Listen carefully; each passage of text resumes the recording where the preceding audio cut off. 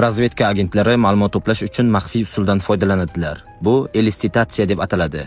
Bu usulda odamlardan ma'lumot olish uchun to'g'ridan-to'g'ri savol berish o'rniga iboralar ishlatiladi. Chunki biror kishiga to'g'ridan-to'g'ri savol bersangiz, uning miyasidagi xavfsizlik mexanizmlari ishga tushadi. Odam o'zi bilmagan holda yoki ongli ravishda himoyaga o'tadi va javob berishda ehtiyot bo'lish kerak deb o'ylay boshlaydi. Ammo iboralar ishlatsangiz, bu himoya devori yiqilishi mumkin. Masalan, siz bir kompaniyaning o'rta darajadagi menejeri bilan suhbatlashyapsiz. Suhbatning bir nuqtasida shunday deysiz: "Sizning kompaniyangizda xodimlarning sadoqati juda yuqori ekan.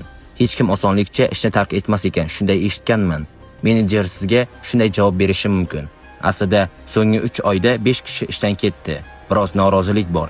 Siz esa hayron bo'lib, "Ishonmayman, bu kompaniyada norozilik bo'lmaydi deb o'ylardim" deysiz. Va katta ehtimol bilan menejer yanada ko'proq tafsilotlarni aytib bera boshlaydi. Balki odatda yangi tanishgan odamga aytmaslik kerak bo'lgan narsalarni ham aytib yuboradi. Nima uchun? Chunki siz uning miyasini do'stona rejimga o'tkazdingiz. Savol berib shubha uyg'otmadingiz.